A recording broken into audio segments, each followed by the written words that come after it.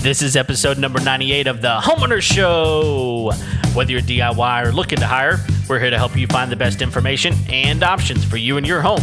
My name is Kevin Hackett, and here with me is Craig Williams. Hello, and welcome to the Homeowner Show. We're glad that you could be part of this homeowners expedition. Expedition today. We're expeditionaries. Okay, so we're now vehicles. That's right. We're into the vehicles at this point. You have to put them in the garage, which is part of the home. It all goes together. Okay. Have you ever bought a house that the garage came separately? Well, I don't mean that it was not part of the house, but that you bought the house and they're like, oh, by the way, it's going to be a little bit more for that garage that's sitting right there next to the... No, I have not done that. Okay. So, Point Craig. Well, I didn't know we were keeping score, but... you should see the notches on this side of the table. Oh, man. How you doing, dude? I am doing really well. I have learned a valuable lesson in shop safety. Shop safety. Safety. So did something happen? Yes. Well, what happened? So I was cutting several pieces of wood, and I neglected to wear my safety glasses. Okay. Which, by the way, most people neglect to wear their safety glasses. So let this just be a cautionary tale to everyone. So I neglected my safety goggles, and I didn't feel anything at first, but the next day, my right eyeball was just an immense amount of pain. It was like painful to blink. And I literally felt like I was in the Jesus parable about getting the plank out of your own eye before you go after the whatever in somebody else's. Yeah. I felt like I felt the plank. Not just the speck. You felt the full plank. No speck. There was a plank in my eye, but I couldn't get it out. So I went to the doctor, and I was like, this was like, almost 48 hours later after I'd neglected the safety glass wear. And so I went into the eye doctor, and I was like, I feel there's something in my eyeball. Right. And I can't see it. I can't get it out. My eye's red. And she's tested my vision. My vision's gone down by 10 points. And she's like, I don't know what's going on. So she literally had to flip my eyelid inside out and then go inside and scoop some stuff out. There wasn't anything in there, but there was just eye gunk or whatever. And you're disgusting. Yeah. That's what it is. It'd been a while since I'd had a tune-up, all right? but so she had to get in there and clean everything out, and then I'd put antibiotics in my eye. And then almost a week later, it moved over to my left eye. Oh. It jumped the nose. Yeah.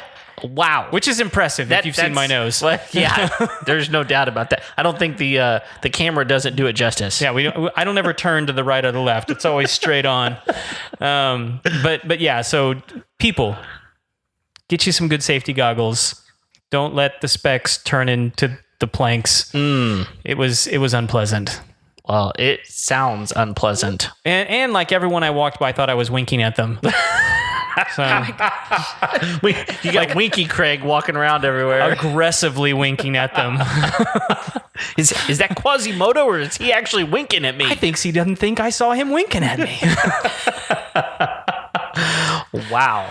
So, yeah, well, it was a bad couple of days. It sounds like it was a bad couple of days. You have the worst experiences with things swelling up on your face. On my face. Yeah. It's whatever it is, it's going to attack the moneymaker. Yeah. For sure. So definitely. Yeah. Wow. Cover your face, people. Man, I don't know. So were you woodworking? I mean, what were you doing? Were you working outside? What was happening? I think I was actually cutting the ceiling for this room. Oh, the beadboard. I think I was cutting the bead. This room would be the nemesis. It would be. It absolutely has been. Would be. Yeah. So, but yeah, man, we've got some cool stuff coming up. We're going to be doing some standalone content just for the YouTube channel. In fact, I've got this lovely what do you call this? Brad nailer. Yeah. Is that in the shot? It is now. Yep. So we actually just did a review of this bad boy. Cool new Ryobi tool that we actually used in this room. We did a nice review on that. We're going to do some cross-platform battery competitions. We're going to be doing some little tidbits for you over on the YouTube channel. So if you want to see those extra bits, you're going to have to go to the YouTube channel and subscribe and hit the bell to make sure you don't miss any of that kind of stuff, because Kevin's making sure that all that premieres so that you guys get those notifications to know when they're coming up. Also, if you just want to watch the video of the show rather than just experience the audio, which, let's just be honest, has been impeccable. Well, yeah, I mean, there is this to work with, this whole face thing. It's really, if you just want to see what my mustache has been doing recently, which I don't even know what it's been doing. My wife will tell you what it's been doing, and she doesn't like it very much. But she's just glad you guys don't live near the railroad tracks. That's the. She said one of these days you're gonna have to shave that thing off, and people are gonna think you're a child. I was like, oh, so it makes me look that much older. Maybe I'll keep it. That's the only thing that's been holding them back, honestly. Yeah, exactly. But to your point, we have definitely been upping our YouTube game, and if you want to subscribe to our YouTube channel, which you should, there's a link directly below in the show notes. You click on that and it will immediately ask you if you want to subscribe to our channel. It's super easy. Go ahead and get that done. Yeah. And, follow us whatever platform you want to jump on. Yeah. Kevin's still on some goofy one. I don't know what it is anymore. What are you listening to? Pocket Cast. Pocket Cast. I still use it, man. They're great. So they're absolutely great. If you need a good app, use Pocket Cast. Yeah. Or if you just want to be a lemming like Kevin. Whatever works for you, whatever works. You need your flock. Yeah. Flock of pocket casters. Honestly, I really don't care what you use as long as you subscribe. Subscribe to the show. Can you subscribe on Pocket Cast? Yeah. Is that how that works? Yeah. Okay. Well, I mean, it's just a platform. It's just an app that you can import apps into. Import podcast into. So it's just like using Apple Podcast, only you're using Pocket Cast. It just has some different features that you can do. Like you can change the intro time, and you can speed it up, slow it down. There's all kinds of things you can do. So pretty much like every other podcast app. Yeah, only this one's different. So, yeah. All right, we'll find that difference one of these days. Yeah. All right. So, but we have a really cool episode for you guys tonight. We have brought my friend Michelle into the studio, and we've been. I'm trying to remember how long ago it was that we met. It was almost like 6 months ago that we met, and we've been talking about doing this episode for a while. And her friend Tanya finally bullied her into it, and got her in here. Thanks, Tanya. and so we're going to be talking all things real estate with a little twist. Which I think you guys will find really interesting, and just be in general. I mean, like right now, COVID, pandemic, worldwide catastrophe. Kanye's running for president, y'all. I mean, it's just weird out there. Things are literally off the rails right now. Crazy. And the number of people that. And we're not making a political statement here. Just the number of people that I have seen that are going, I'm voting for Kanye. Yeah. Without hearing a single word out of the man's mouth other than the album that he dropped recently. Yeah. Which is pretty fantastic, by the way. It absolutely is. So I'm going to give him that. But the number of people supporting the guy just out of the blocks, like he might be a front runner right now. You never know. Day one, Elon Musk. You have Elon Musk on your team. Right. I don't know what Elon sees, but it's crazy. So anyway, it's nuts out there. And around here, I don't know how it is in your town, but the real estate market's going nuts. It is. So we're going to be talking about all that. So I mean, let's just go ahead and Michelle, let's just pull this Band-Aid off. Yes, rip it off. There's something special about you, and what is that? Well, I'm deaf. You're deaf. I'm deaf. I'm in deaf Realtor. In fact, I think I'm the only deaf Realtor in Houston.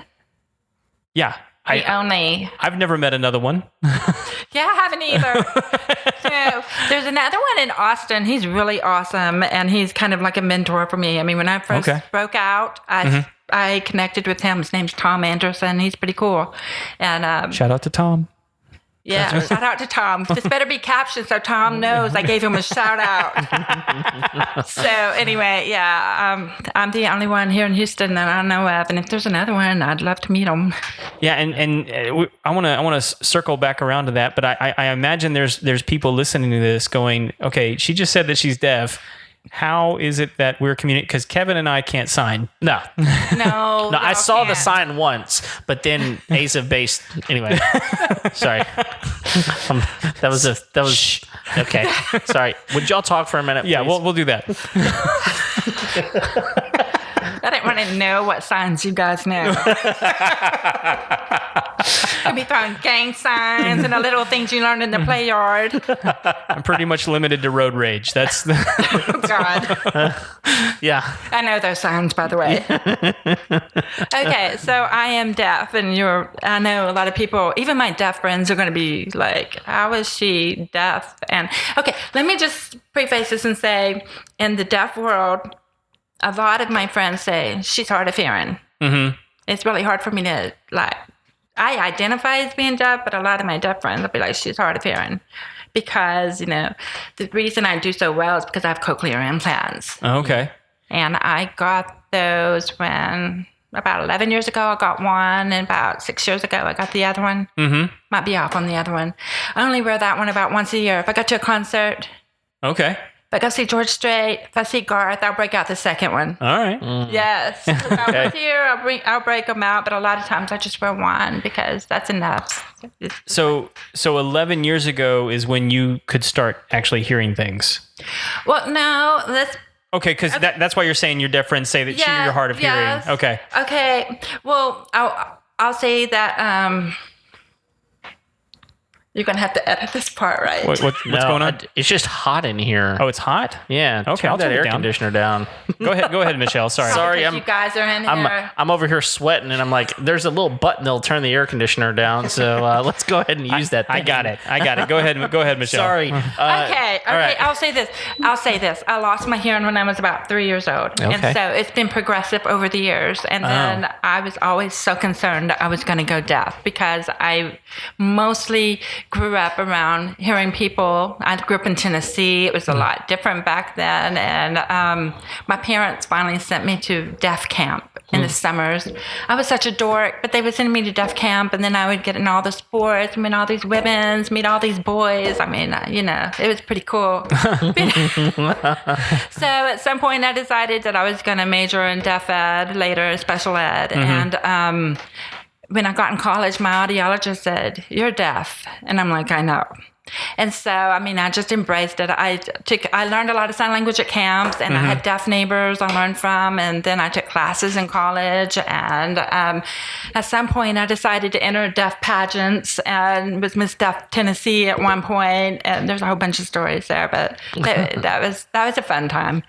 And so that's what I did. I just got really involved with the deaf community in Tennessee. And I moved to Texas and taught deaf ed here for a long time. Okay. But at some point, I was very oral because my mom was an English teacher. And she always had me in speech therapy, always had me reading. Reading was my strong suit. And with a lot of deaf people, it's the opposite. They're more talented with, like science and math. Me, those were weak parts for me. But reading, literature, language, I absorbed it. So I had an advantage there. But as I got older, I couldn't hear anything hardly, and I was just lip reading all the time. I was frustrated. If I wasn't at work with an interpreter, I was lost a lot. I just got so frustrated, and I finally went ahead and got the cochlear implant about 11 years ago. Mm-hmm. And did that just change everything for you? That was a game changer. I had a son, so I would put him to bed, and I would listen on the door, and my mind would start making up sounds, and he would be quiet, but I think I was hearing something. I'd open the door and he'd jump up, and that was the end of nap time. I was so mad. Or the door would be shut and he'd be crying and I wouldn't know it. So, it was just like he was starting to speak, and I was like, I can't miss this, you know. So I went ahead and got it when he was about 2 years old. Around the time he was really starting to pick up language, it's like, I've got to do it for him. Yeah. And so I did. Okay.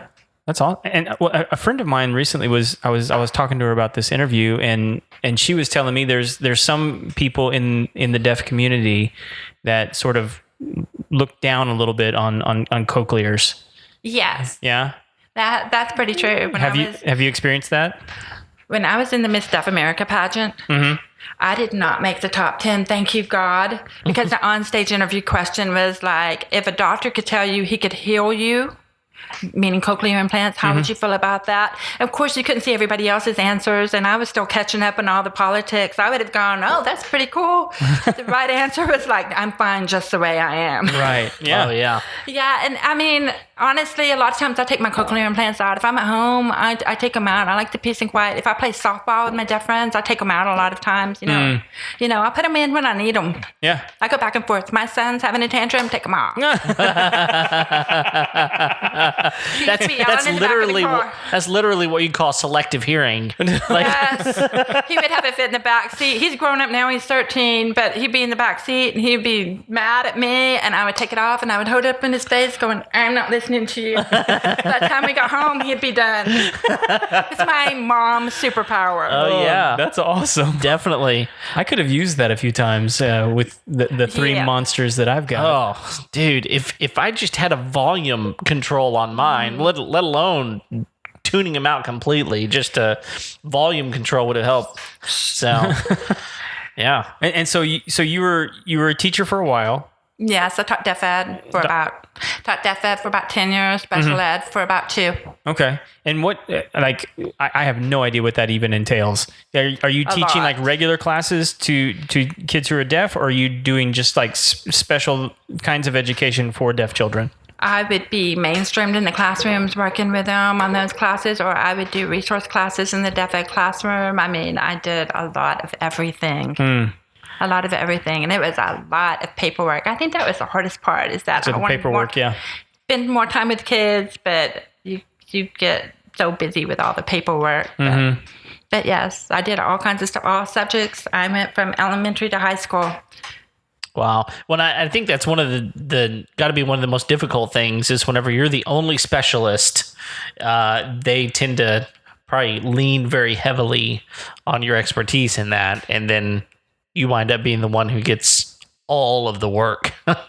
Especially when there's a lot of turnover in the field. Yeah. But some of my best friends to this day, they are from my deaf ed days, and they're out there. I know they're probably going to listen eventually, but they know who they are. But yeah. Was that in Tennessee, or was that here in Texas? When I lived in Tennessee, I taught in Georgia, right over the line, because I lived in Chattanooga. So, and that was 2 years there, and I only had 2 students. I didn't know how good I had it. And then I moved here, and then it was totally different world in deaf ed. And to this day, I'm still friends with a lot of those kids. They're grown up. They have kids. There's one I go to happy hours with sometimes. I mean, Yeah. I see them out. I think here in Houston, there's actually just a private school exclusively for deaf children. That's in Austin. Is it in Texas Austin? School for the Deaf. Yes. Okay. And oh man, they're very proud of it. Yeah. You graduated from TSD. There's a lot of pride there. Yeah. I went to a playoff game in the Woodlands when they were playing football team. TSD was up here and playing at private school in the Woodlands. They did good. It was like the second round of playoffs. Oh wow. Lots of deaf people there. Lots of my friends there. It was a lot of fun. That's awesome. Yeah, I think I think for those of us who are not in the deaf community, I think it's hard for us to fully understand how pervasive deafness winds up being, because I don't know what the reason is, but it's almost like we're just unaware because of one reason or the other. But depending on kind of what field you wind up being in and the circles that you wind up running in, I think it's hard to kind of understand some of that. Yeah, I mean, there's so many barriers out there. If you're deaf, there's a lot of barriers. I mean, to be understood, to, just be productive member of society, there's a lot of barriers out there. Yeah, and I think that the barriers winds up being one of the things that is not just a barrier for the deaf community, but it's also a barrier for those of us who are hearing, right? Because we don't know how to communicate, and we rely on those of you who are deaf to read our lips. And I think the problem with that is some of us are a lot easier to read than others. And yes. and if you got tons of facial hair, that probably makes it even worse. My former father-in-law, I mean, I still consider him, I mean, he's awesome. I made him cut his mustache down for the wedding. I mean, he has like bigger than yours. Yeah. I mean, he's so awesome. He's got the walrus. He was the pastor, and I'm like, you've got to cut that down. And I had an interpreter there too, so that helped. Got to go. Yeah, and so I think that makes it even more amazing that you do what you do, which we haven't even really mentioned yet, because you've switched from education. So talk to us about what you're doing now. So I'm a realtor now, and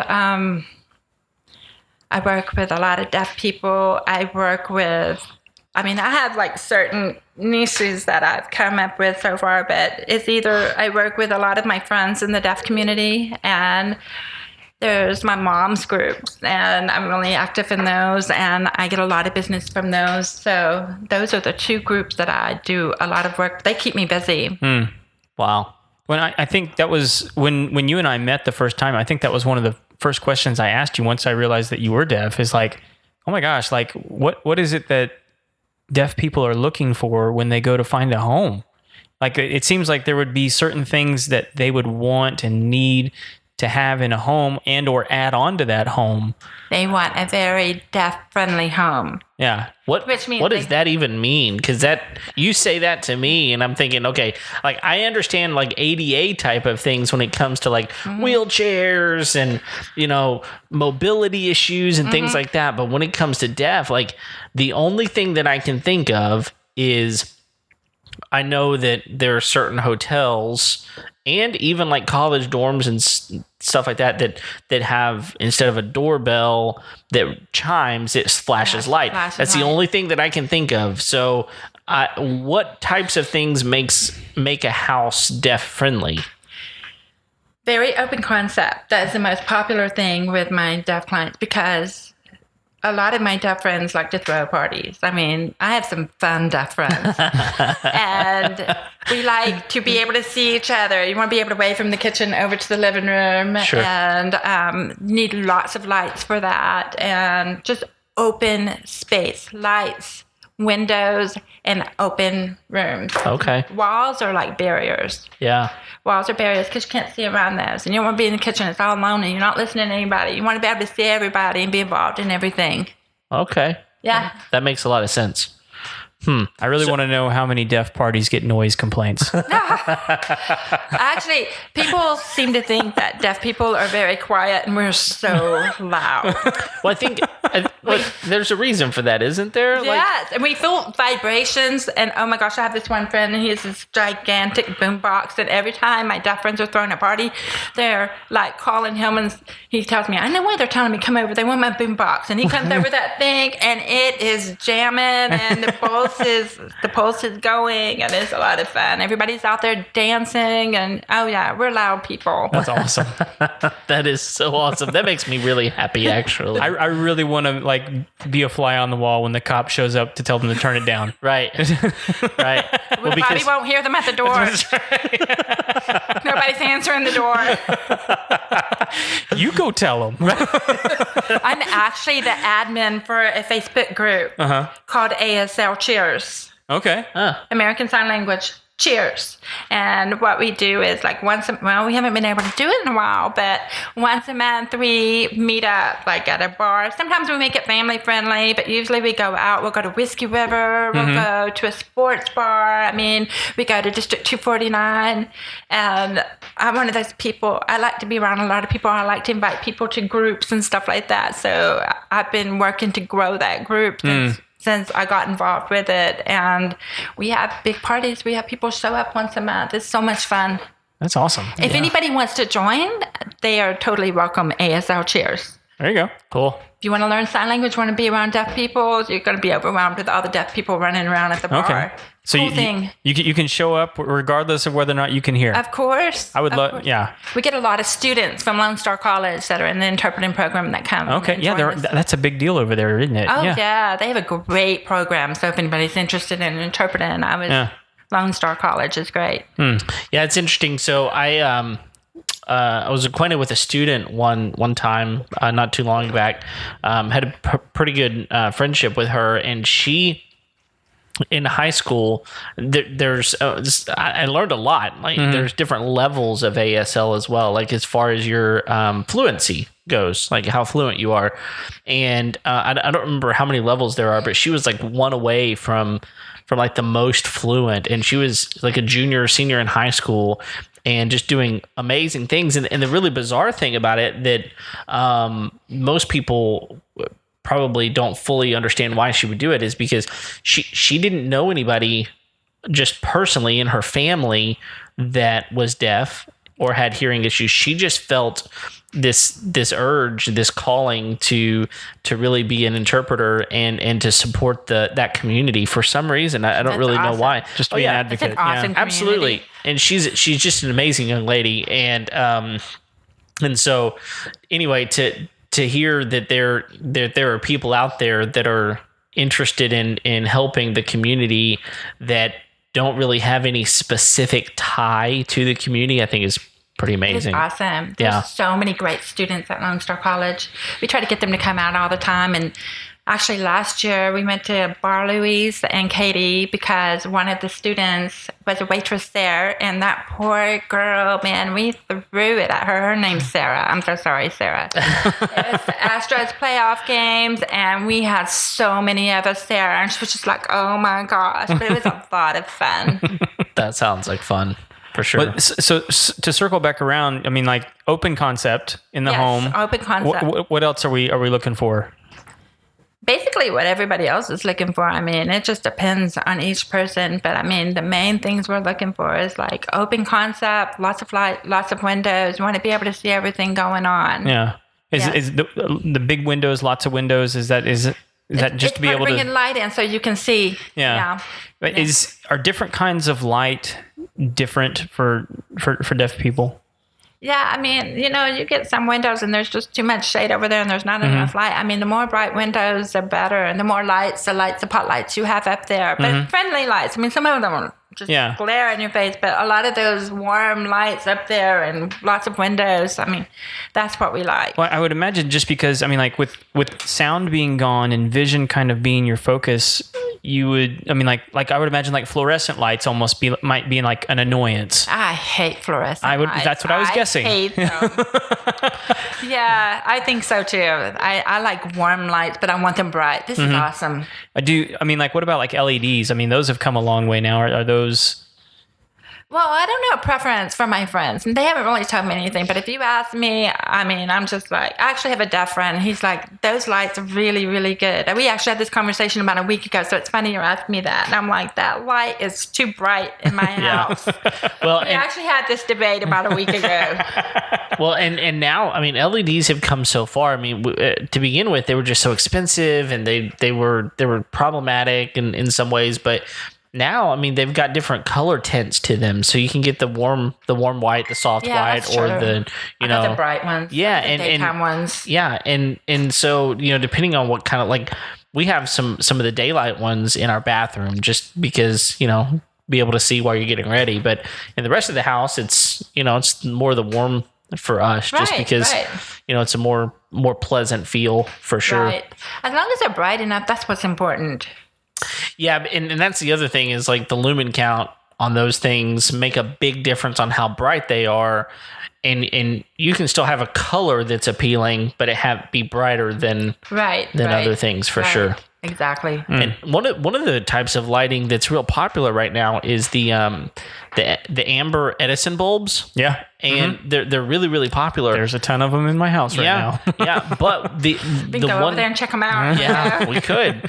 One thing that I hear complaints about though is that a lot of them are 40 watts, and so they're just a very low powered bulb. Right. And mostly because if you're buying an amber bulb, I mean, you're wanting a kind of a softer, lower, intimate type of thing. But I can see that being a problem. Yeah, they're for definitely sure. not a reading light. Yeah. No. Yeah, they're more like ambiance kind of Right. and for That- look. Yeah. That would be too, that would be too much like a bar light. You want to be able to see in your house. Right. When Absolutely. you're at the bar, not so much. Yeah. But at your house, you want to be able to see pretty good. Bars low and smoky.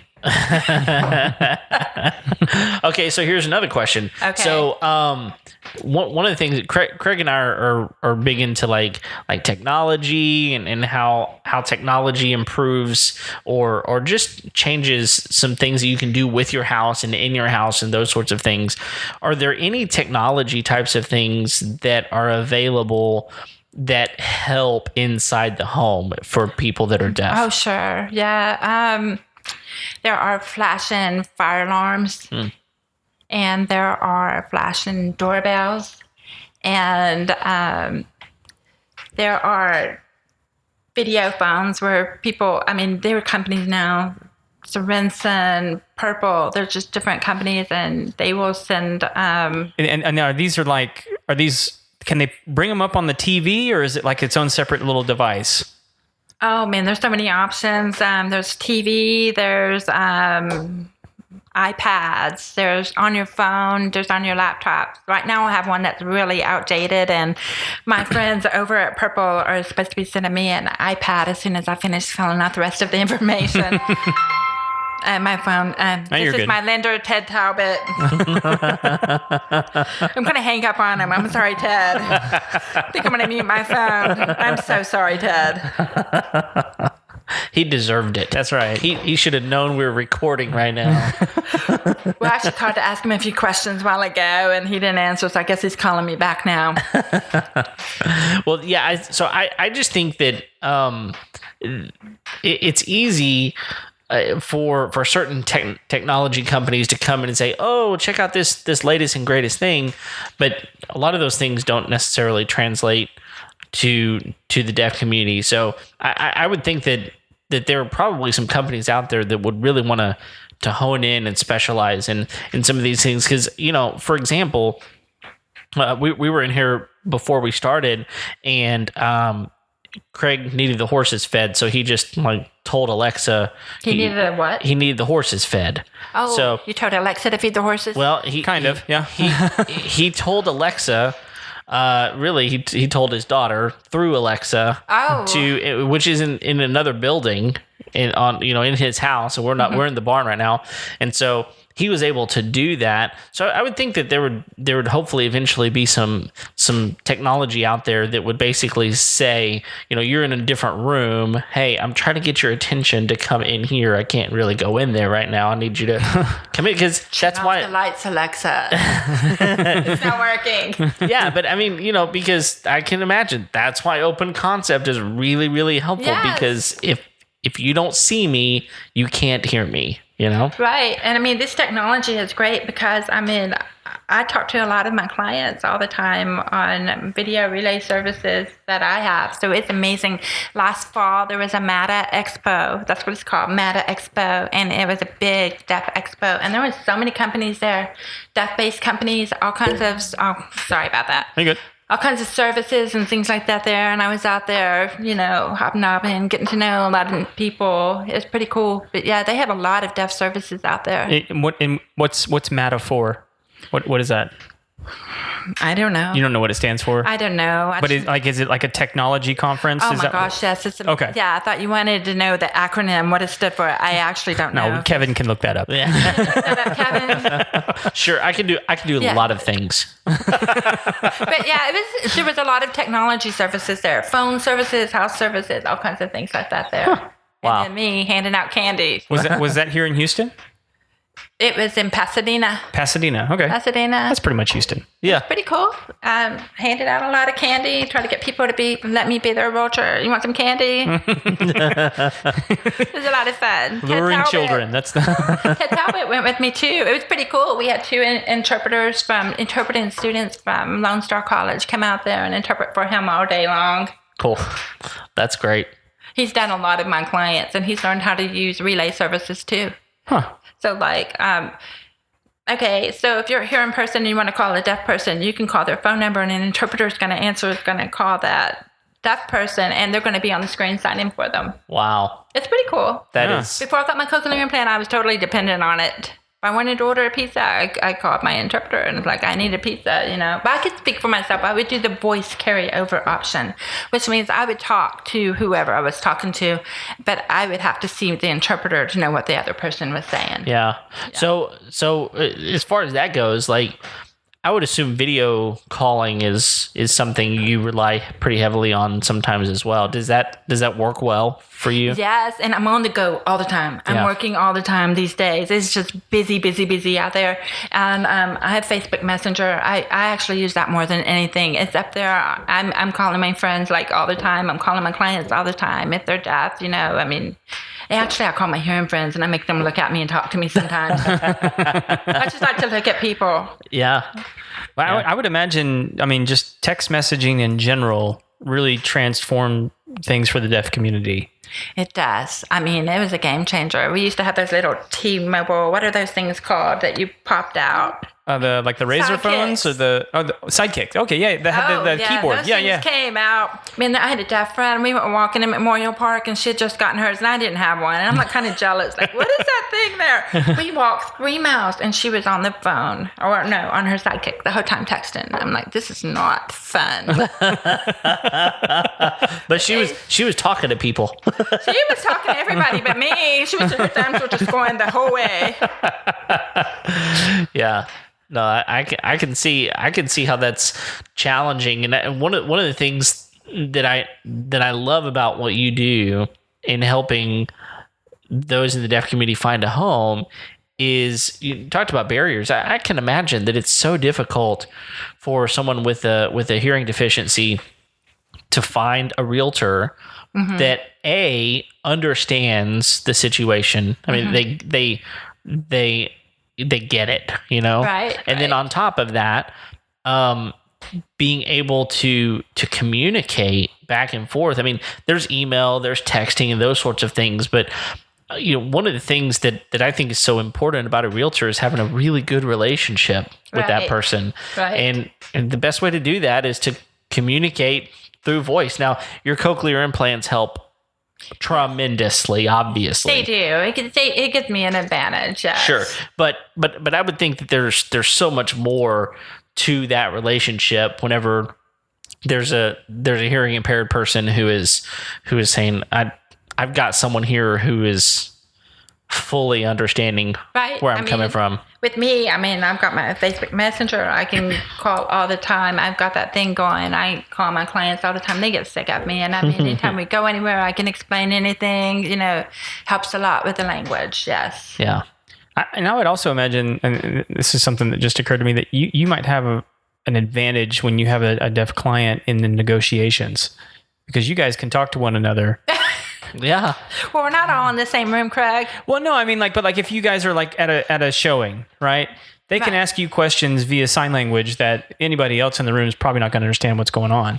They can be very honest, and you can respond very honestly. Not that you wouldn't otherwise. What's the situation here? So you're in the house at a showing, and the seller is there, right? Which is not normally going on. Yes. I get that.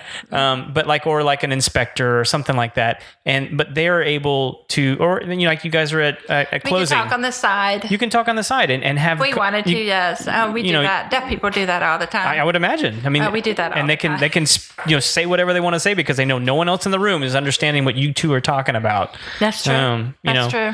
So I've actually, when I bought this place, the people that owned it were here when we came to look at it. Were they? Oh yeah. Well, it's because when we bought it, it wasn't even on the market. So it was a situation where it was we had found out that they were going to be selling it, and so we just walked on the property and like, hey. Hey, we're here. That's right. For those of you who aren't watching video, that was Craig's knocking sound. Yeah. That was him knocking on someone's door. It's also the same thing he does whenever he's like, hey, come here. That's how I call my horses. How does that go again, Craig? I need to... Yeah, that's the one. That's the one. Yeah. Okay. That's also my if you don't listen to me, horse, I'm about to spur you. So go. They know what that means. So they know. Yeah. All right. Sorry to derail again. He was out that window and he just took off that way. way out in left field. Fighting your horse right now. I don't spur the horses, people. It was a joke. Yeah. All right. I'm kind to them. Yeah. Most of the time. Well, and one of them's old enough that it might really damage. He doesn't know what's going on anyway. That's right. Oh man. So here's a question. So I think that it is so difficult for some of us to fully understand. So what is one of the things that why would a client, other than just sheer understanding, what are some things that you offer as a deaf person to someone who is also deaf looking for a home?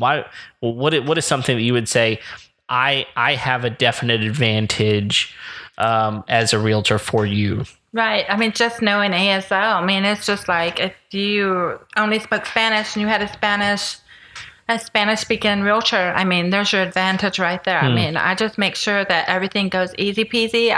I bring my teacher days with me. You know, I like to break things down and explain things really well to people, and that's what you get with me. I mean, I was a special ed teacher as well as a deaf ed teacher. I know how to break things down. If someone doesn't understand something, I'm going to go over it again and again until they get it. I have a lot of patience most of the time. Don't ask my 13-year-old, but most of the time. And just so I know, American Sign Language, ASL, that's what that is? ASL. Okay. ASL. Yeah. Okay. And that is the most common worldwide sign language, correct? ASL? In America, it is the number one sign language. Okay. Yes. Yeah. Okay. And I mean, there's like British Sign Language, there's a French, there's all kinds of sign language. There's many, just like, there's actually many sign languages here in America, but the primary one that the deaf community uses is ASL. Okay. Very visual language. So are the other ones in the United States, are they just sort of like, almost like dialects, or are they just? They're almost like visual English. Okay.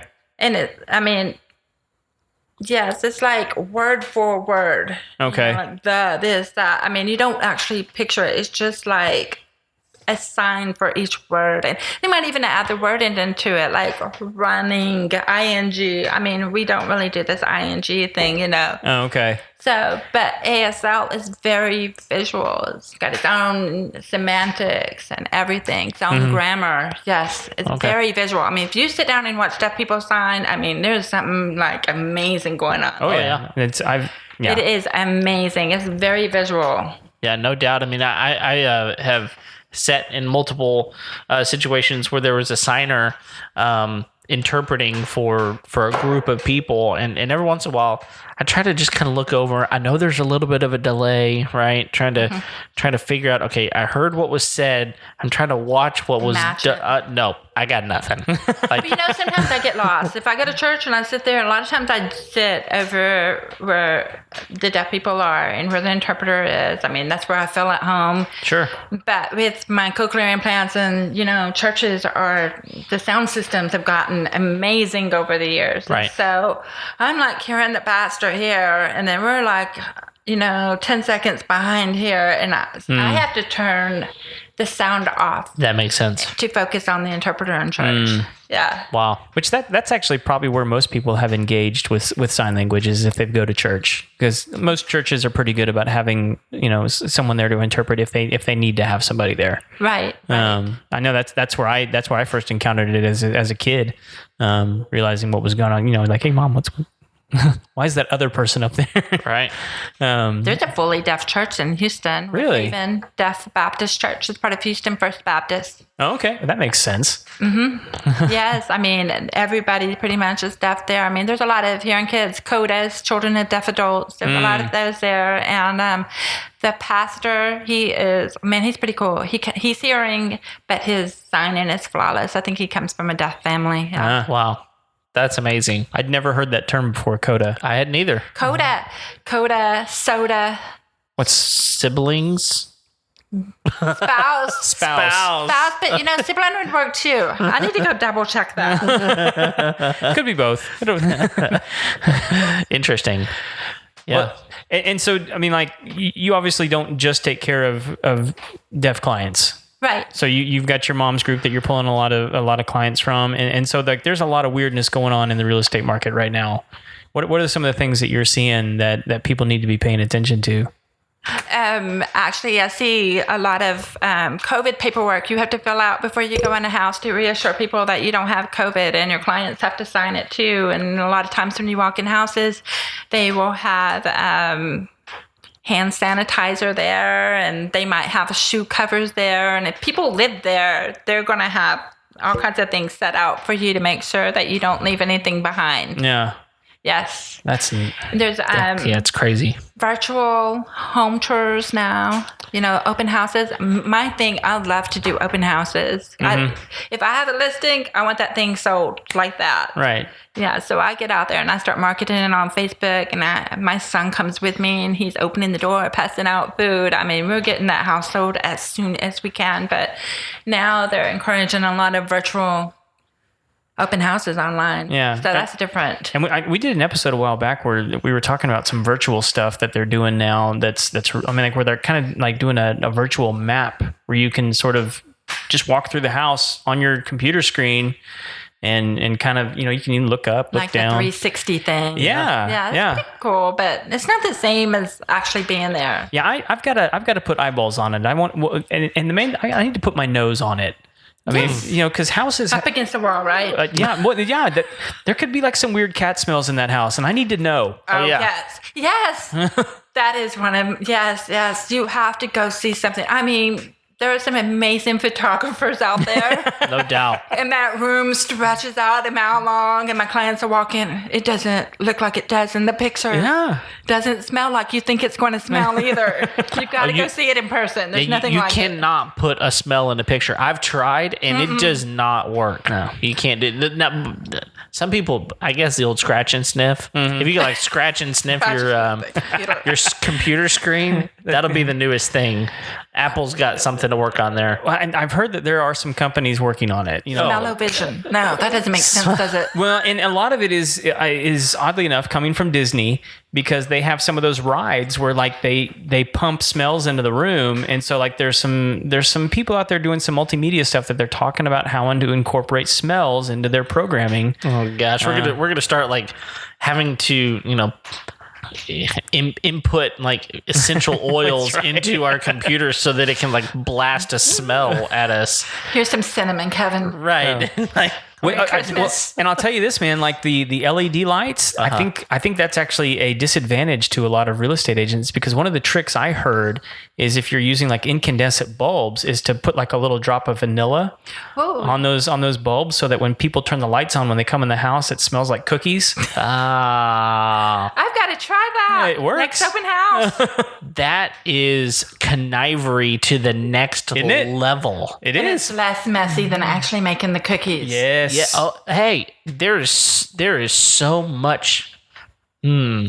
These are incandescent bulbs in here, Craig. No, these are LEDs. All of they them. are. Yeah. We can switch that out. Yeah, we can switch them out. But I just want some cookies now. I got the heat lamp for the wintertime for the dogs outside. So hey, we can put a couple drops of vanilla on that. I'm fine with that. It'll smell way better than the dogs. That is true. I used to have those little rings you put on the light bulbs with smells, and you turn them on, it smells. I don't know what happened to those. Well, I don't either. I guess LED they didn't bulbs. market to real estate agents. That was their. Yeah. I need to check on that one.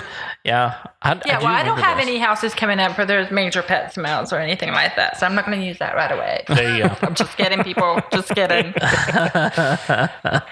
Well, I do know that we've recently had a real estate agent on, maybe 6 or 7 episodes ago, something like that. And yeah, talking about the COVID stuff is bizarre. Whenever and it's different now than it was when we did that interview. Absolutely. I mean, things are changing so rapidly that I would think for you, trying to keep up with all of these things, and different clients want different things, and different homes, sellers specifically are probably saying, no, I do want this, or I don't want that. And so it's almost like every single home probably is doing things differently.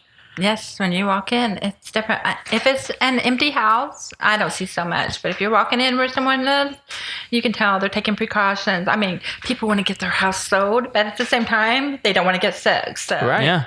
No, I get it. I think it's a weird line to have to walk. the whole thing is weird. The whole world is weird right now. I miss the world. I miss the world. I miss the world. But you know what? The crazy thing is, nothing has slowed down for me since COVID. If anything, it's fired up. Wow. I mean, I'm just so busy. It's nonstop right now. Wow.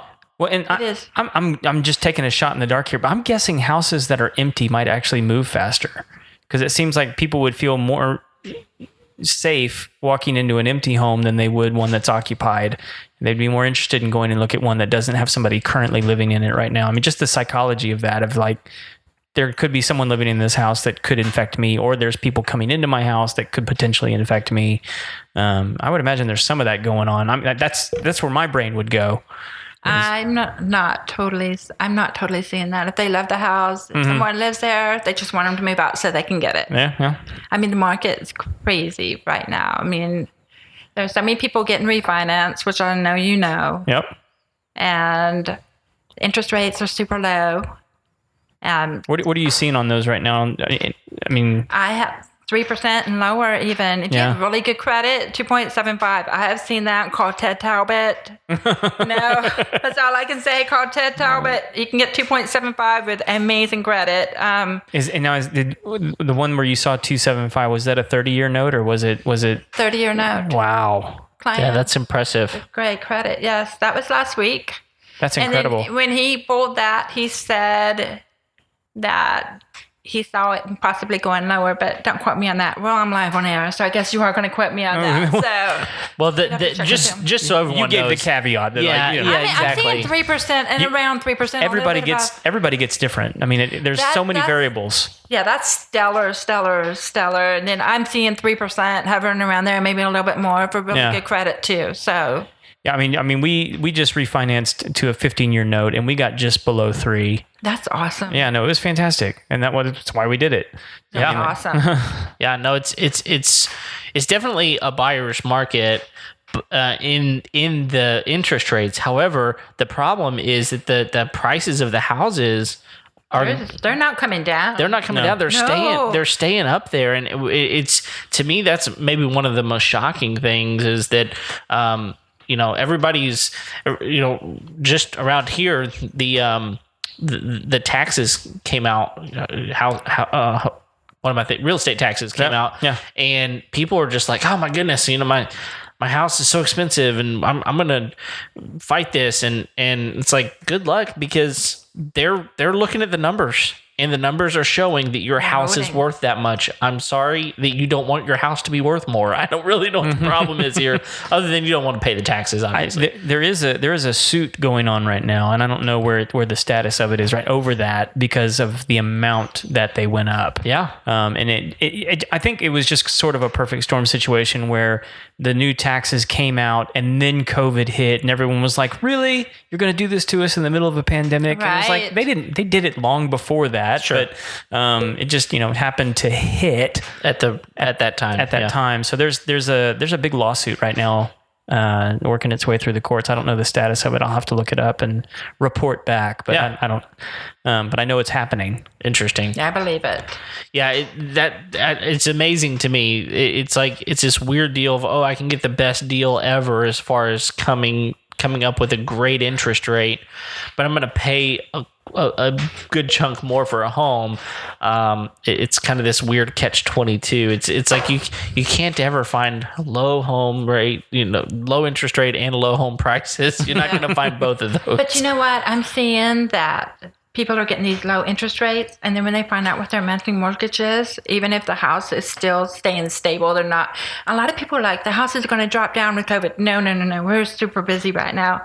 And what they're seeing is that their monthly mortgage rate, price is going to be, really low compared to what it would have been a year or 2 years ago. When I bought my house, I mean, I was a sucker, and I had a higher interest rate then. It was a lot higher then than it is now. So, Wow. And I'm seeing my clients paying not a whole lot more than I'm paying for a lot more of a house now. Yeah.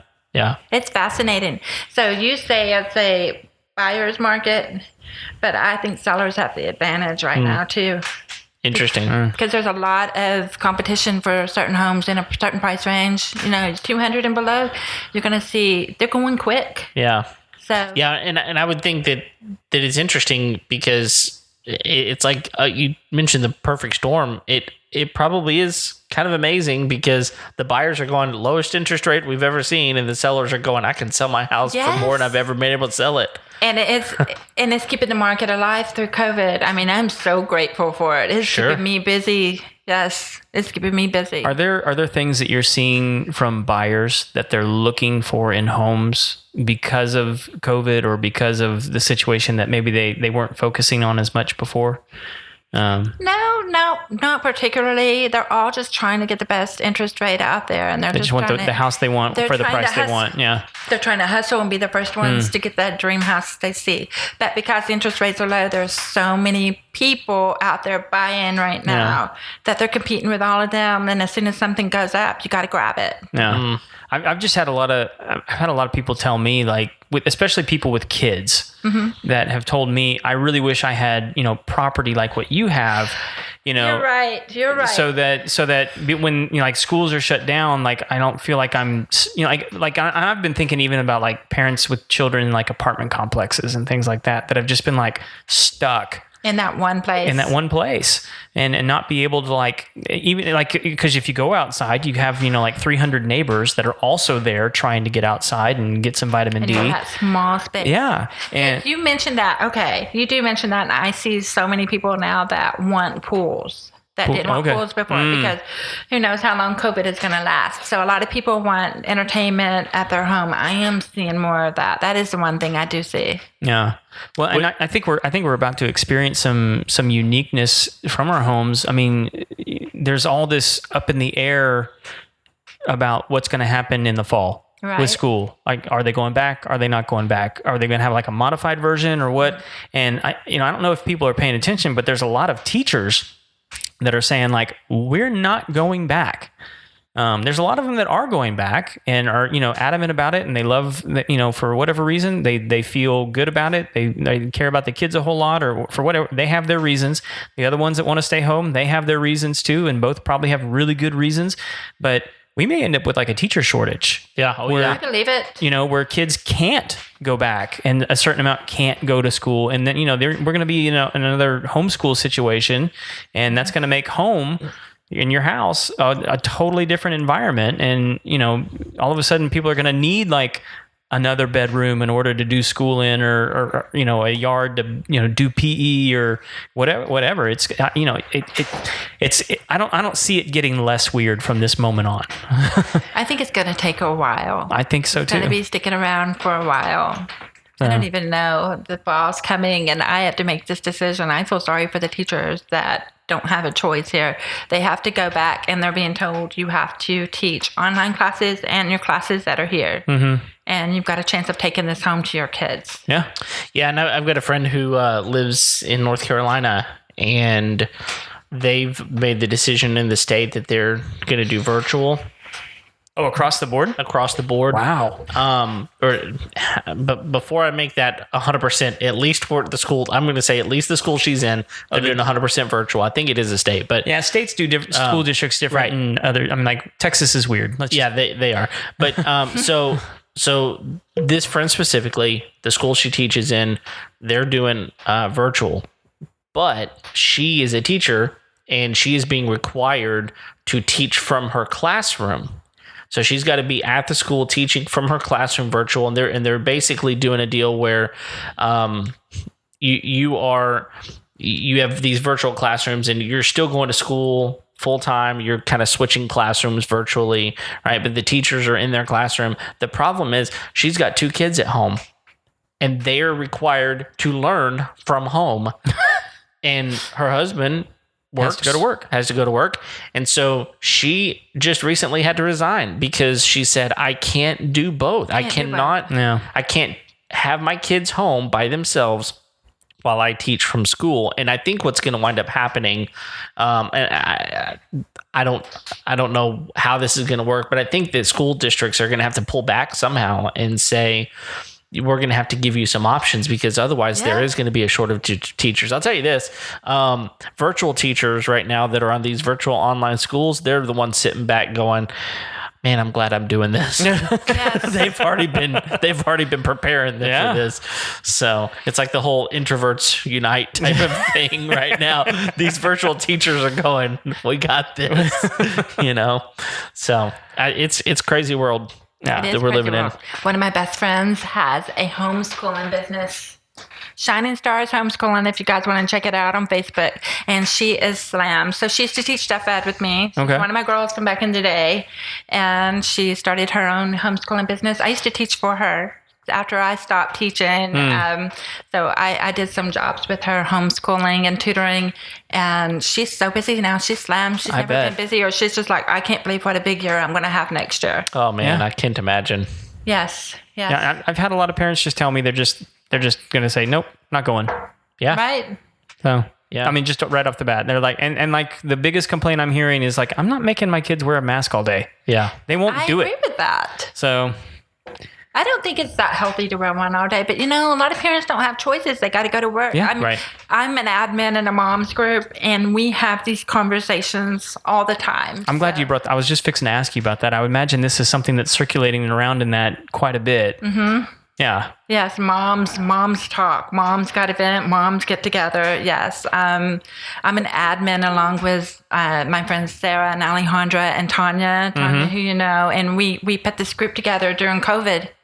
We just decided we've been really, really good friends. And Sarah's my rodent and fields girl. Alejandra does my hair. And here's Tanya. She cleans my houses. And I'm the realtor girl. And we just all got together and we talked all the time. And we said, let's start a group. So we started a group and it's called Life as a Mother. Okay. Yeah, we kind of keep it G-rated there. And it's a fun group. I mean, we keep it clean. We really do keep it clean. And it's just women supporting each other. And we talk about all these issues all the time. Moms are worried because, they got to go to work and you've got little kids. I don't know what I would do if my 13-year-old were younger and I had to go to work. Yeah. And I'm a single mom. Yeah. So what would I do? So, I'm challenging. really feel for these moms. Absolutely. Well, in these Facebook groups, particularly these mom groups, I mean, like, a lot of people don't realize that like women make most of the purchase decisions for the home. And so there is so much commerce happening in these moms groups on Facebook. It blows me away. I'm in a few referral groups, and like 8 times out of 10, the referrals are coming from groups I can't be a part of. I am not allowed, but that's because that's where they're going to find the things that they need in order to take care of their home. And I imagine that's where you're picking up a lot of business as well, as from some of these mom groups that, they're looking for somebody to trust. They're looking for somebody to look out for their interests, and who they're going to ask. They're going to ask other moms. Who have you used? Yes, and then when you start working with some moms, and other moms can tell other moms, I worked with her, she was great, or I worked with her, no. But no, they don't say that about me. No. I hope they don't say that about me. But no, we all support each other. We support each other's businesses in there. We have certain days that we promote each other, but most of the time we just talk about what's going on in the world, and we get to know each other. Yeah, they're powerful platforms. I mean, really, for whatever interest you have. I mean, like if you want to like LARP from Knight Rider or something, I don't know. I mean, like you can find a group that does that probably in your area, and there'll be a thriving group on Facebook for it. But like these moms groups, these local groups in particular, I mean, there's so many just for like. There's one of my customers. He kept sending me new customers, and they were all on his street. And I was like, what's going on, man? He goes, dude, we have our own Facebook group for the street. Oh, wow. And I was like, you've got to be kidding me. Yeah. He says, no, dude, it's awesome. That's how we communicate with one another. We refer business for each other. We see somebody out in somebody else's house. We take a picture and post it on the group.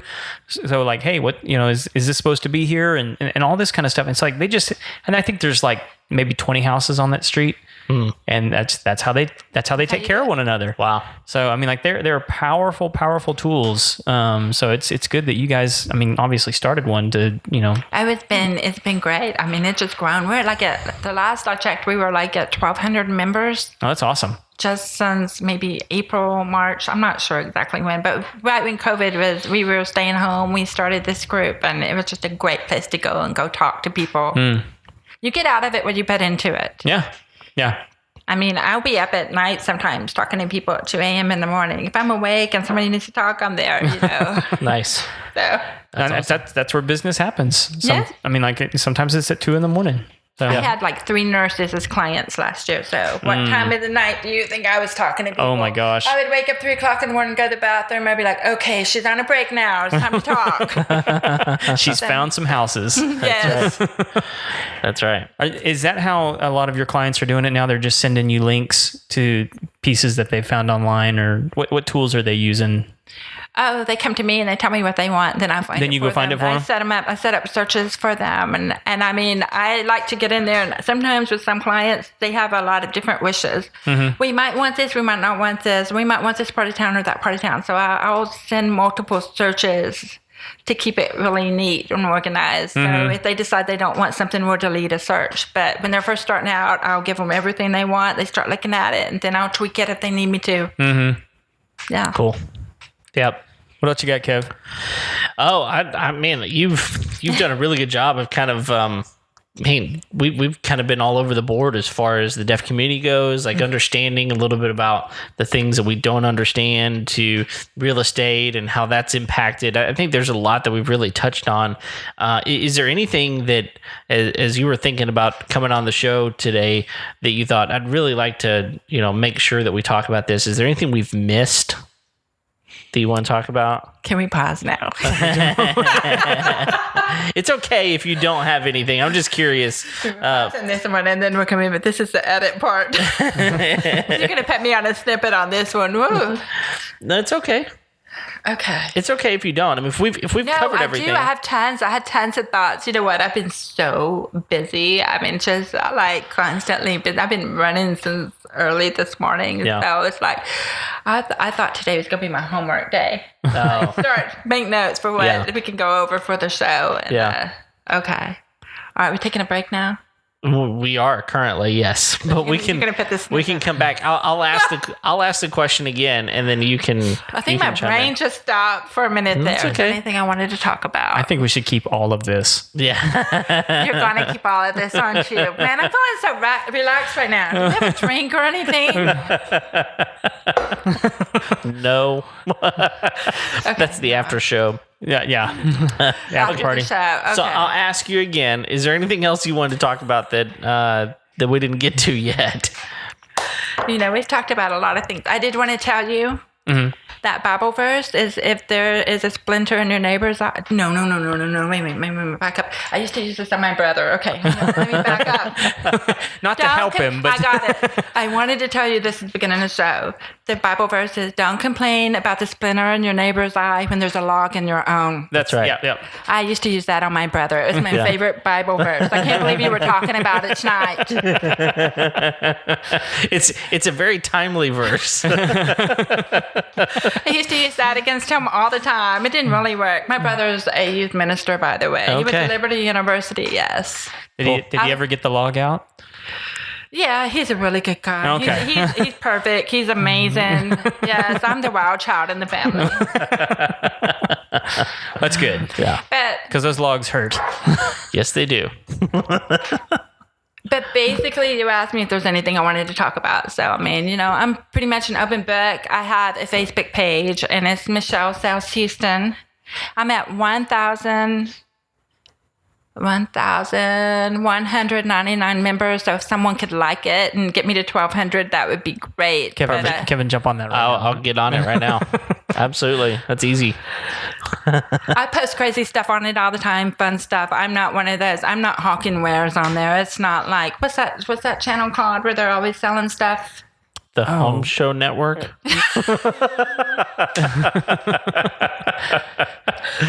Isn't that the one? The Home Show Network?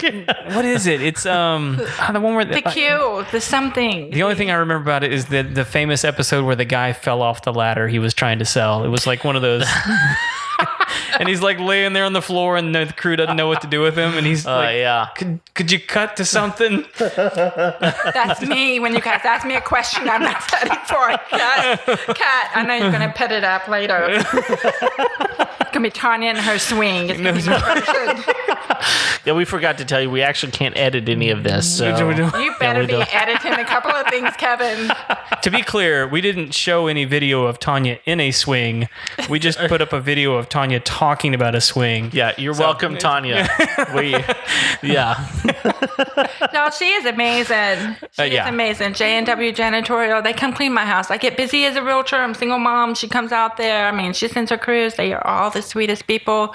All the reviews out there are true. They are amazing. Pretty much ever since that episode, she's been cleaning my house, and it's been spotless. Yeah, my wife has enjoyed me much more as a person since then. So, anything she can do. So miracle worker, right there. Yeah, Tanya is more wonderful than most people realize. Then, yeah, she's like the biggest cheerleader, biggest champion. She's the one that made me come here today, y'all. I was talking to her right before I came here. I'm in Conroe. Yay! I was just like, oh my goodness, I can't believe you're making me do this. But it's been fun. Y'all I'm glad she did. No, I'm thrilled that she did, because like I said earlier, you have a uniqueness about you that that you're willing to share, and that you're helping people in amazing ways. And so, man, it just really people need to know about that. They need to know about that, and I'm just thankful that you did come and spend the time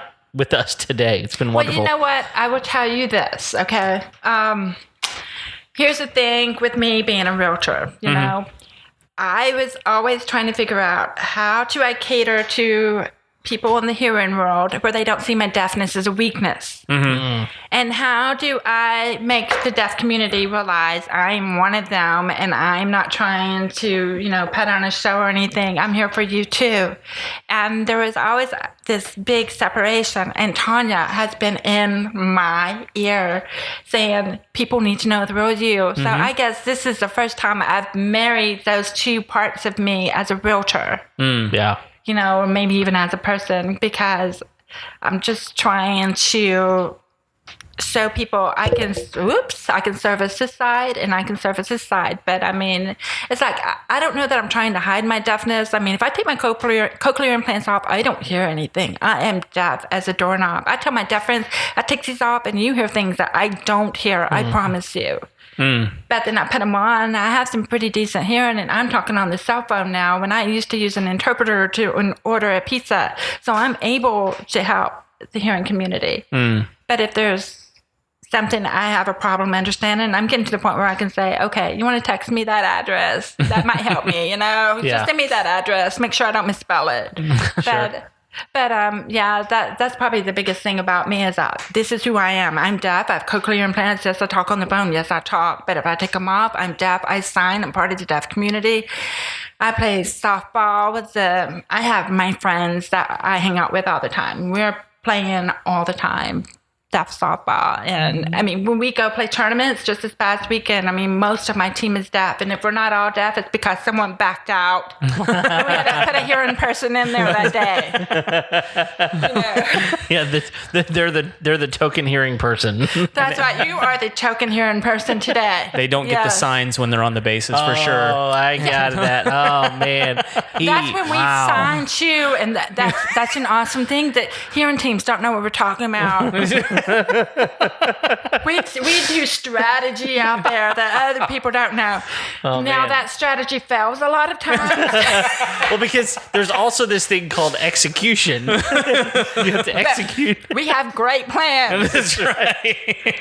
We do. Talk some mad trash, and they don't even know it. I have no idea. Yeah, but that's the biggest thing about me. I mean, I'm just multifaceted. Is that the right way to say that? Absolutely. Yeah. I mispronounce a lot of words. No, that was the good. territory. That was spot on. Yeah, it was good. Well, I will tell you this. So so once we kind of start winding down the show, there's something that we cannot let you leave without doing the final four. The final four. That's right. So we got the final four questions that we ask all of our clients. I said clients because I don't know why, because that's the wrong word. You talked about using the wrong word. That's the wrong word. All our guests. That's the one.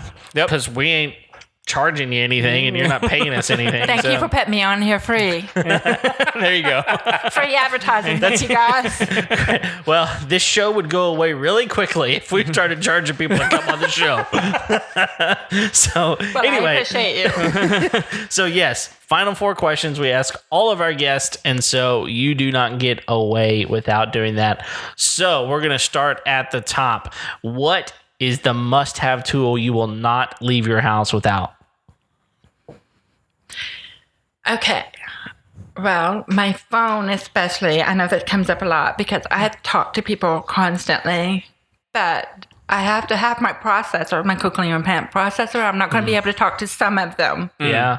Yeah. Yes. That- yes. see, the- and my keys, half the time I've got my kid running around looking for my keys because I'm in our, whirlwind looking for everything. You got my glasses, processor, keys, and go. Yeah, no, I can imagine that if you don't have that so much, I mean, that's going to be one of the most unique things that we hear as far as a tool. That's got to be number one for you. I can imagine. Helen Keller, you're a realtor. Where's the glasses? Where's my cochlear implant?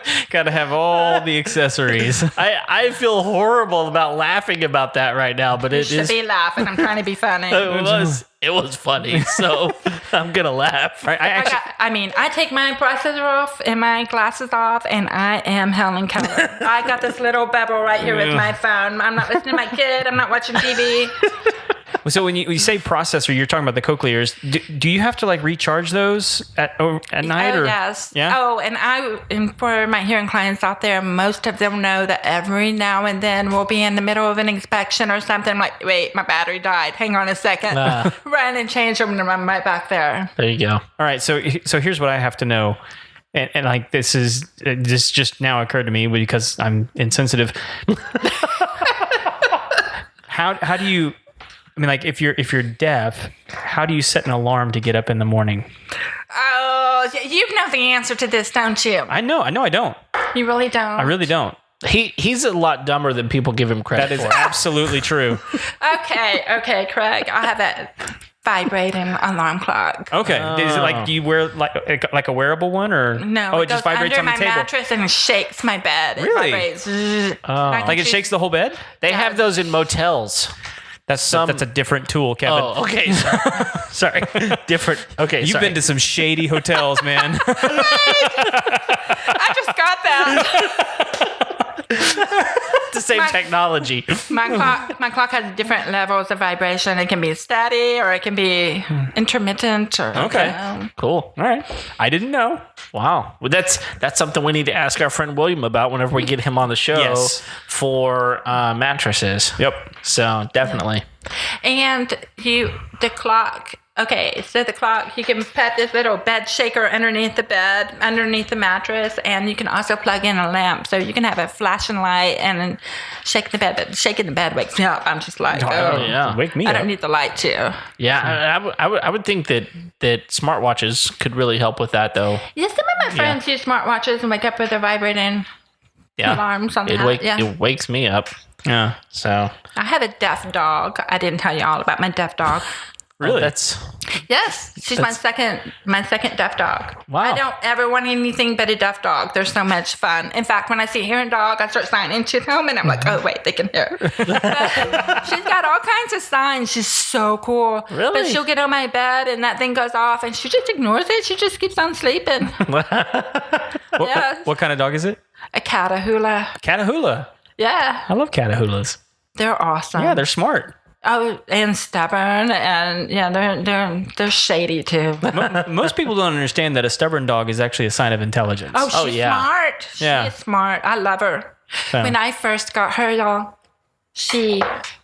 I saw her I saw her on Facebook in a rescue group, and I said, I'll take her. And she was in Tennessee, like me from Tennessee. So pallets and paws, 2 pallets, flew her all the way to Katy.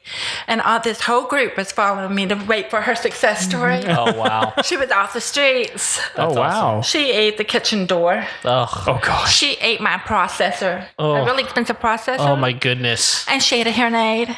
She ate my glasses. She ate something like, I think she ate the toilet handle off. Oh, gosh. My God. And I had to sleep with her for about a month, separated from my cats, so she didn't kill them. And finally, she calmed down, and I've had her for several years now, and she's the best dog ever. I love her. My ex and I share custody of her. If I go out of town, he takes her with my son. Nice. Oh, wow.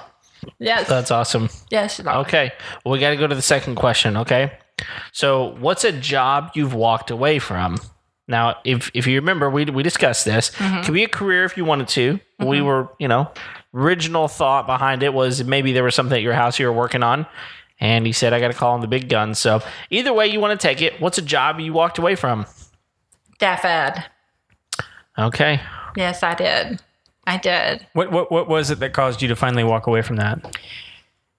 I mean, my heart's still in it. I'm not against going back at some point, maybe. I have lifetime certification in deaf ed. So Okay. I fell under the grandfather clause. I was that last year when I got that certification. I've got lifetime certification. I think any school would be hard pressed to see that you're unqualified. No doubt. No doubt. I mean, I loved it, but at the time I got married, I wanted something different, and I started a home business with my ex-husband, and we did remodeling, and we got into hardwood floor business. And so my Houston handyman, if you want to give him a shout out, that's James Deloney. You can give that guy a call. I mean, he does great hardwood floors. It's his business now. It's not mine. And he's engaged to this great girl named Cherie, and she has a florist business, but he's still doing that. But anyway, we got into that. We started that business, and I started advertising for him and marketing for him. And I was watching a lot of HGTV. I had a baby at home, and I thought you could just show 3 houses and you could sell one. I watched House Hunters all the time. Y'all know that most of the time they've already bought the house. I found that out later. It's like finding out Santa's not real. Yeah. But anyway, What? so Wait, what? You didn't know Santa? that? What? Nobody told you? Oh, crap. No, but I mean, I fell in love with that. And I actually went to school at HCC and took real estate classes. You might be surprised to know I almost have a real estate degree, an associate degree. But I took a break for a while. And by the time I finally went into real estate, after we separated, and I decided I've got to get into this now. It wasn't just going to be about our family business anymore. I needed to do something on my own. So I took the test and everything, and I'm like, okay, I need to get my hours transferred over from UTC in Chattanooga, and so it all got screwed up, and then they required one more class for me to have that degree. So I really want to go get it, even though it means absolutely nothing, but a 2-year degree in real estate. Nobody ever picks you out as a realtor because you got a 2-year degree in real estate, but I almost have one. I need one more class. There you go. Get it done. For sure. Awesome. All right. Third question. How do you wind down at the end of a long day? Is my son home or is my son not home? Oh, yeah. Either one. Or Which both. one winds you down more? Yeah. Well, actually, I get more tired if my son is home. No, he's just a little hurricane. No, he's awesome. At the end of a long day, we eat dinner and clean up and everything, and then we just want to veg out on the sofa. And we pick out a TV show that we watch, and sometimes they've been a little too grown up. Yeah. He picks them out. He picked out The Office, and I have never watched that. And I mean, it's been popular for years. And, Oh, yeah.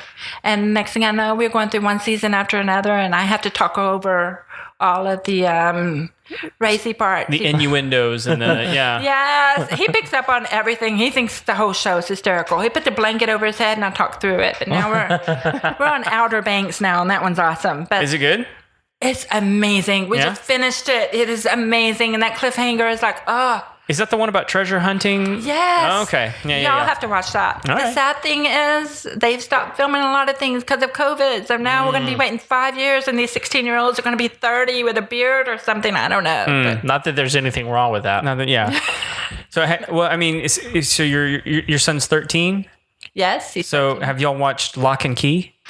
No. That's a good one. Is it? Yes. Okay. If we you need like- a new one now. If you like kind of like supernaturally adventure, He loves that mystery stuff. kind of stuff. We watched Stranger Things and we love that one. So yeah, that if you like Stranger Things, you'll love Lock and Key. Okay. Yeah, he asked me today, what show we're going to start watching now? I'm like, I don't know. Do that one.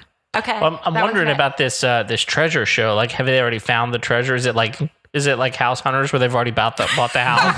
They've already found the treasure. They're just It's going like back. $400 million in gold, man. Everybody's looking for it. And there's guns and kids fleeing from the law. And it's crazy stuff. Kids being framed by really powerful people. Sounds like Dukes of Hazzard. Oh yeah, Yeah.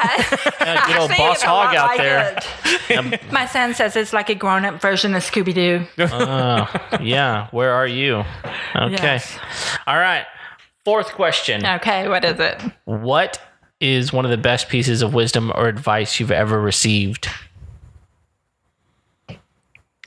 I forgot to think about this one. You're not putting this one on the air, are you? Oh, of course. Yeah, no, it has to this go is- on. What did I tell you earlier I was going to say? Oh, you blamed it on Tanya, but Yeah, I've been talking about Tanya too much. She's already going to be like, this is about you. yeah, just I mean, I mean, what you told me before the show was come on the homeowner show. That was, Okay. oh, she's got it now. Okay. okay, you got it. I'm going to see how this all pans out when it comes out, the video and everything comes out from this. Hopefully I'll look okay. Oh, you look beautiful. Do you like my earrings, guys? I love them. Oh, yeah. Well, I can see the one on your, what is that, your left ear? this one. Yep. I love these. But anyway, coming on this show, Tanya told me to come on this show, so here I am. She pushed me, and like you said, she bullied me into coming on this show, and I'm really happy it's almost over. Well, It's been this a is blast just hanging out with you guys, though. You guys are so funny. well, this is thank just you. part one. Just so you dude, know, we got another hour to do it. Yeah, this is We gonna do. No. it's gonna be a while. Yeah. No, we're gonna take a break and we're gonna come back for the next part. Yeah. I'm just kidding. I will tell you though, Craig does this to every person. Yep. He has a secret question that he asks. The fifth everyone. question of the final four, which is the secret question that everyone fears and loathes. Yes. It's You really were giving me flashbacks to pageants. that. Oh, the on-stage interview questions were the worst. What you got for me? If you are comparing me to a pageant interviewer, madam,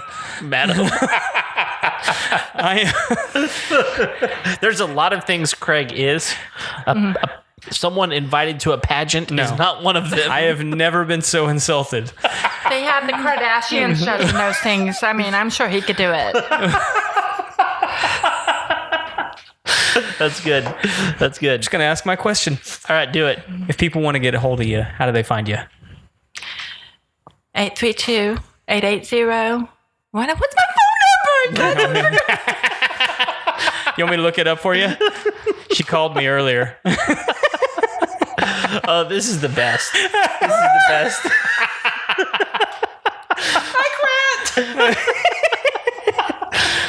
Y'all, if you're not on video, you should be because her face is literally as red as.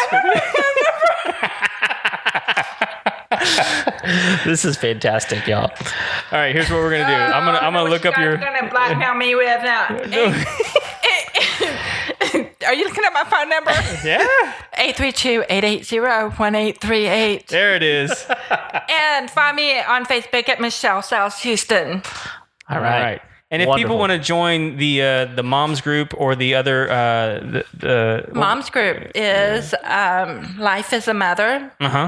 And if you want to come out and have a fun night out with a bunch of crazy deaf people, it's ASL Cheers. ASL Cheers. Yes. All right. And we're gonna link all that up in the show notes. So, don't worry, it's gonna be right below where Be you can clear just as look day. at it. Yeah, it's gonna be in text, so you don't have to worry about it anymore. Yes. We'll get you linked up. Well, listen, it has been a blast for us. It's been a lot of fun. We've laughed more on this episode than we've laughed in a long time. And Accusations have been made. Phone numbers have been forgotten. That's right. And Don't ask me my birthday. See, you call me a pageant boy. That's you're starting to see Craig's real side. That's right. come It's out. going to get dark in here real quick. Oh, God. Well, listen, Michelle, thank you so much for coming out and spending an evening with us. We sure do appreciate it. And I know that there's been a lot of things in your life that have not been probably super easy with not being able to hear. But man, it's amazing to see how you have just said, you know what, life's worth living, and you're an amazing person. So thank you for being you. And if you're needing a realtor, man, find her. I got you guys. I work all over Houston, by the way. Okay, there you go. All over Houston. And one day the state of Texas. Hey, I was in Burnett last week with a client. Okay. I will do it, guys. Give me a call All right. or text. Well, listen, it will be interesting because I know you've got a lot of people that need to hear this and won't be able to, unfortunately. However, we're going to figure it out. We're going to have closed captioning on Yes. this on YouTube. So I'm determined. hopefully we're going to figure out a way to make this happen. Yes. So yeah, thanks for coming. Thank you all out there for downloading today's episode. We hope you enjoyed it. If you haven't, please go and subscribe, like us on Facebook, and leave us a review. That would be absolutely wonderful. Rate us. And give us a review on iTunes. That would be fantastic. And yeah, we're here every Tuesday. So thanks for being with us. And until then, we'll see you next time. See ya.